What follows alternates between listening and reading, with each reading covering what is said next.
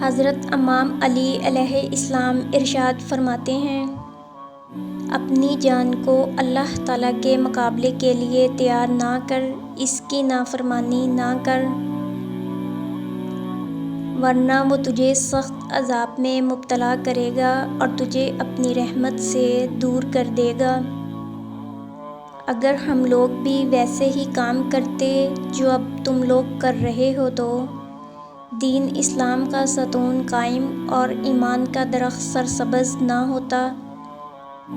اگر تم اللہ تعالیٰ کے احکام اور اس کی حدود کی حفاظت کرتے تو وہ اپنا فضل جس کا فرما برداروں کے لیے وعدہ فرما چکا ہے تمہارے شامل حال فرماتا، اور اگر نمازی کو معلوم ہوتا کہ نماز میں اس پر کس قدر رحمت حق نازل ہوتی ہے تو وہ سجدے سے اپنا سر نہ اٹھاتا۔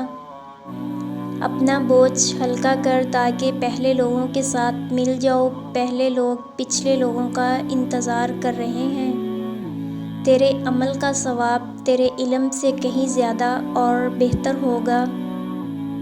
اللہ تعالیٰ کی بارگاہ میں ان لوگوں کو بازیابی اور پناہ ملتی ہے جو اس کے احکام بجا لاتے ہیں۔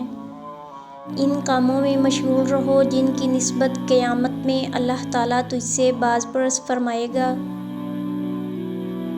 عمل کرنے میں اس شخص کی طرح کوشاں رہ جسے یہ یقین ہے کہ اللہ تعالیٰ اس کی نیکی و بدی کی جزا و سزا دینے والا ہے۔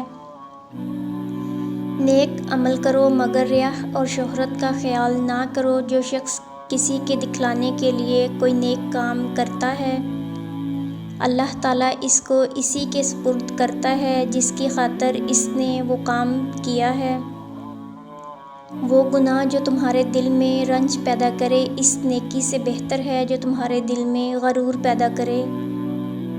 بجائے اس کے کہ تم برا کرو اور زمانہ تم کو اچھا سمجھے، تم اچھا کرو اور زمانہ تم کو برا سمجھے، یہ تمہارے حق میں بہتر ہے۔ سب سے اچھا کام وہ ہے جو حق کو ظاہر کرے، اور سب سے اچھا عمل وہ ہے جو نرمی سے آراستہ ہو۔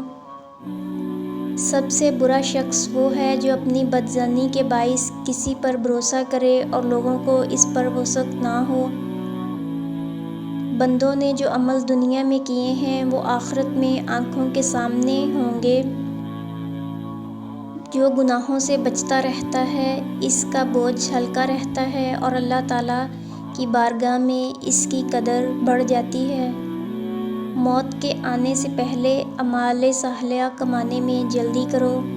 غلط آدمی دنیا کے بارے میں باتیں تو زاہدوں کسی کرتا ہے اور کام ان لوگوں کی طرح نہیں کرتا۔ اپنے گناہوں کی کثرت کی وجہ سے موت کو برا سمجھتا ہے مگر وہ اس سے باز نہیں آتا۔ گناہ نکت کرتا ہے اور توبہ ادار کرتا ہے۔ نیک لوگوں کی محبت کا دم بھرتا ہے مگر ان کے سے کام نہیں کرتا۔